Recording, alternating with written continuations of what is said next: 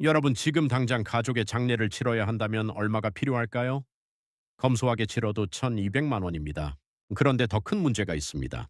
그 돈이 있어도 내 몸 하나 누울 화장터를 찾지 못해 발을 동동 구르는 시대가 왔습니다. 대한민국의 화장률은 이미 95%를 넘어섰지만 정작 화장장은 턱없이 부족합니다. 수도권 거주자들이 장례를 치르기 위해 전라도와 경상도까지 내려가는 화장장 원정이 일상화되었습니다. 심지어 외지인이라는 이유로 10배 가까운 비용을 내야 하는 죽음의 페널티까지 감수해야 합니다. 이것은 단순한 장례 문화의 변화가 아닙니다. 죽음의 인플레이션이 대한민국 중산층 가계를 무너뜨리고 자산 지도를 바꾸고 있습니다. 1,200만 원짜리 3일장이 가족의 저축을 한순간에 날려버리고 화장장 하나 없는 도시에 사는 것만으로도 수백만 원의 추가 비용이 발생합니다. MZ 세대는 이미 선택했습니다. 조문객 없는 무빈소 장례 200만 원대로 줄이는 합리적 엔딩입니다. 장례는 더 이상 효의 영역이 아닌 생존과 효율의 영역으로 완전히 넘어왔습니다. 도대체 왜 이런 일이 벌어진 걸까요? 지금부터 대한민국 장례 시장의 민낯과 죽음의 경제학을 파헤쳐 보겠습니다. 2026년 현재 대한민국에서 장례는 더 이상 전통과 체면의 문제가 아닙니다. 이것은 가계 생존의 문제이며 자산 방어 전략의 핵심이 되었습니다. 3일장 기준으로 평균 1,500만 원에 육박하는 수도권 장례 비용은 중산층 가계의 치명적인 일회성 지출로 다가옵니다. 문제는 이 비용이 한 번의 지출로 끝나지 않는다는 점입니다.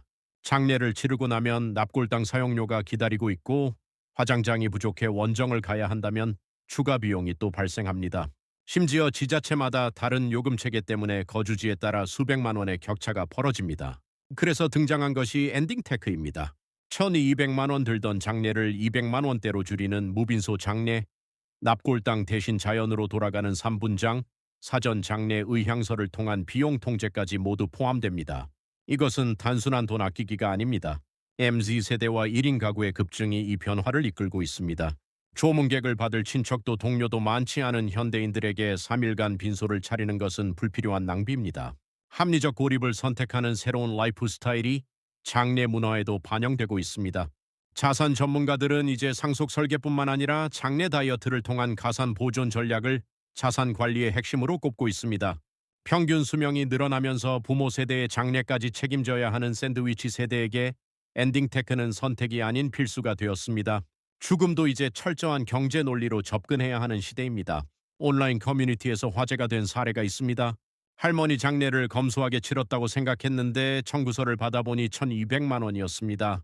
항목별 단가를 뜯어보니 수에 하나에 80만 원, 관에 150만 원, 빈소 사용료에 하루 100만 원이었습니다. 한국 장례시장의 불투명한 가격 구조가 드러나는 순간입니다. 장례식장은 대부분 병원과 연계되어 있고 유족들은 상실의 슬픔 속에서 냉정하게 가격을 비교할 여력이 없습니다.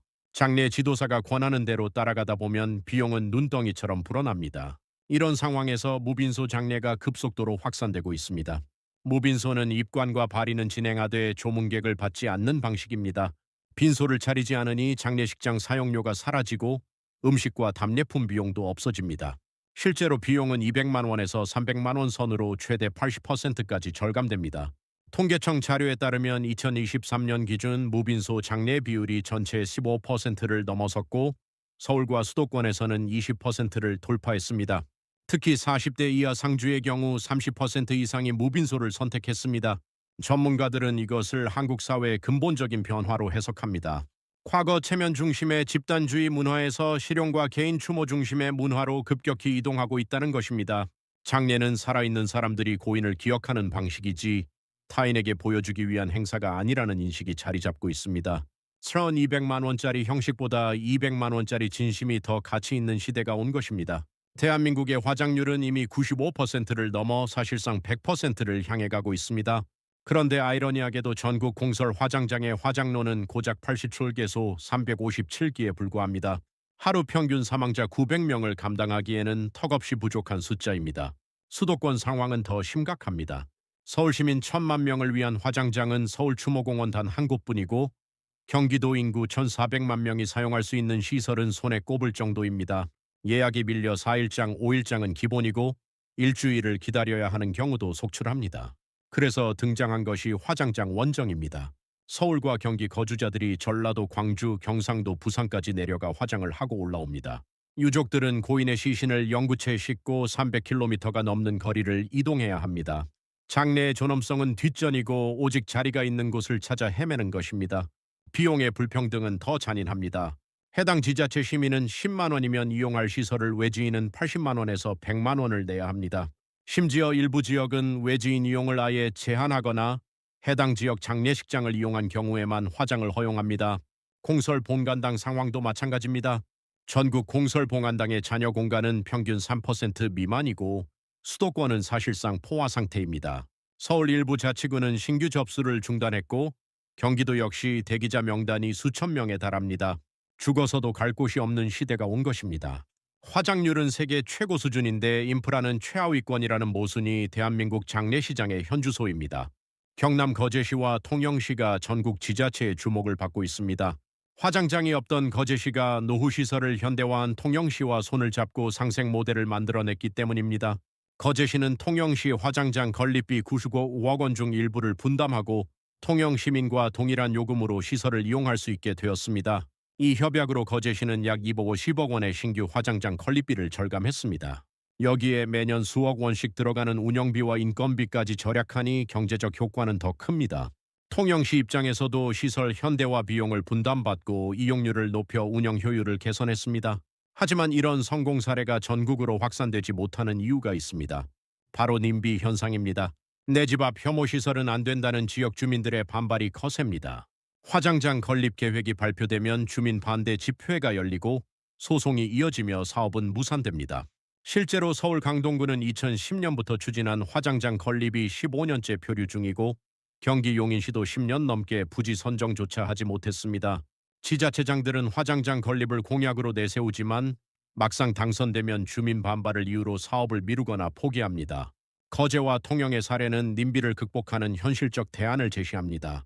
새로 짓는 것보다 기존 시설을 공유하고 비용을 분담하는 것이 훨씬 효율적입니다. 수도권 39개 시군구가 이런 방식으로 연합한다면 화장장 부족 문제를 상당 부분 해결할 수 있습니다. 죽음의 인프라도 이제 공유 경제 시대입니다. 지자체 간 자산 공유가 시민들의 죽음의 페널티를 줄이는 유일한 해법입니다. 2025년 초 정부는 장사법을 개정해 산분장을 공식적으로 합법화했습니다. 화장 후 유골을 자연으로 돌려보내는 산분장은 납골당 공간 부족 문제를 해결할 대안으로 주목받았습니다. 하지만 1년이 지난 지금 실제 이용 가능한 산분장 시설은 전국에 겨우 12곳에 불과합니다.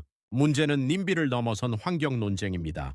지역 주민들은 지하수 오염을 우려하며 산분장 시설 조성을 강력히 반대합니다. 실제로 경기 일부 지역에서는 산분장 예정지 인근 주민들이 집단 반발하며 행정소송을 제기했고 사업은 전면 중단되었습니다. 유족들의 심리적 저항도 큽니다. 납골당에는 고인의 이름이 새겨진 위패라도 있지만 산분장은 뼈가루를 바람에 날려보내고 나면 흔적조차 남지 않습니다.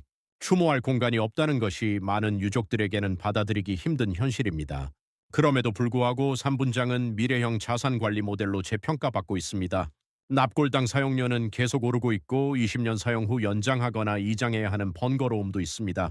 반면 산분장은 일회성 비용 50만 원에서 100만 원으로 모든 절차가 끝납니다. 해외 사례를 보면 미국과 영국에서는 이미 전체 장례의 30% 이상이 산분장 방식을 선택합니다. 특히 환경을 중시하는 젊은 세대 사이에서 에코버리얼, 그린버리얼이라는 이름으로 자리 잡았습니다. 한국도 공간 제약이 심화될수록 산분장은 선택이 아닌 필수가 될 것입니다. 죽어서도 땅값 걱정을 해야 하는 시대에 산분장은 마지막 자유를 찾는 방법입니다. 장묘시설이 부동산 시장에 미치는 영향이 완전히 바뀌고 있습니다. 과거에는 납골당이나 화장장 인근 부동산은 기피 대상이었습니다. 시세가 주변보다 10%에서 20% 낮았고 매물이 나와도 거래가 잘 되지 않았습니다. 하지만 최근 5년 사이 정반대 현상이 나타나고 있습니다. 서울 강남구 삼성동과 서초구 양재동에는 백화점이나 오피스 빌딩 내부에 들어선 프리미엄 봉안당이 등장했습니다. 대리석으로 마감된 고급 인테리어, 개인 추모실, 디지털 추모 시스템까지 갖춘 이곳의 분양가는 1위당 500만 원에서 1,000만 원을 호가합니다. 도심형 납골당 시장이 급성장하는 이유는 접근성입니다. 명절 때마다 산속 납골당까지 몇 시간씩 차를 몰고 가는 대신 지하철로 30분 거리에서 고인을 만날 수 있습니다. 고령화 사회에서 노년층이 자주 방문할 수 있다는 점이 핵심 경쟁력입니다. 더 놀라운 변화는 잘 조성된 추모공원이 부동산 가치를 높이는 요소가 되었다는 점입니다. 경기 용인의 한 추모공원은 공원형으로 조성되어 산책로와 정원을 갖췄고 인근 아파트 단지는 숲세권을 내세워 프리미엄을 받고 있습니다. 부동산 전문가들은 이것을 라이프스타일 변화로 분석합니다. 죽음을 터부시하던 과거와 달리 현대인들은 죽음을 삶의 연장선으로 받아들입니다. 깔끔하게 관리된 추모 시설은 혐오 시설이 아니라 도시 인프라의 일부가 된 것입니다. 장례 문화가 바뀌면서 부동산 지도도 다시 그려지고 있습니다. 죽음도 이제 프리미엄의 영역으로 들어왔습니다. 지금까지 우리는 대한민국 장례 시장의 구조적 문제를 살펴봤습니다. 그렇다면 개인이 실제로 할 수 있는 일은 무엇일까요? 자산 전문가들이 제시하는 엔딩 가이드 3원칙을 알아보겠습니다. 첫 번째, 사전 장례 의향서 작성입니다. 본인이 원하는 장례 방식을 명확히 문서화해두면 유족들이 불필요한 비용을 쓰지 않습니다. 고가의 수인화관, 빈소 규모, 화장 후 처리 방법까지 구체적으로 적어두는 것이 중요합니다. 실제로 의향서를 작성한 가구는 그렇지 않은 가구보다 평균 600만 원을 절감했다는 조사 결과가 있습니다. 두 번째, 상조 서비스 재점검입니다. 10년, 20년 전에 가입한 상조 상품이 현재의 무빈소나 3분장 트렌드에 맞지 않는 경우가 많습니다. 환급률을 따져보고 서비스 전환이 가능한지 아니면 해지 후 재가입이 유리한지 비교해야 합니다. 특히 상조회사 부도위험도 고려해 금융감독원에 등록된 업체인지 확인이 필수입니다.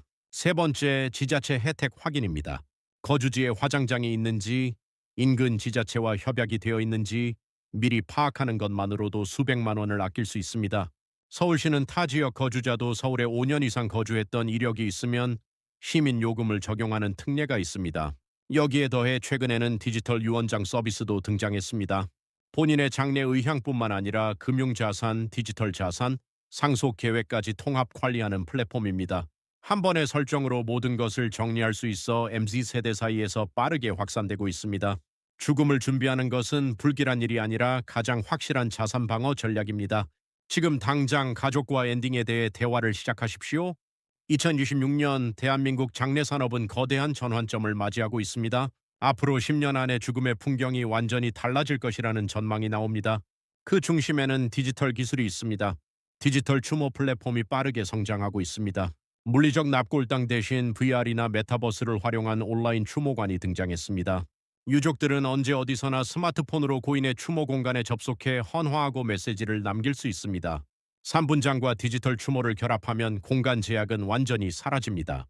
AI 기술도 접목되고 있습니다.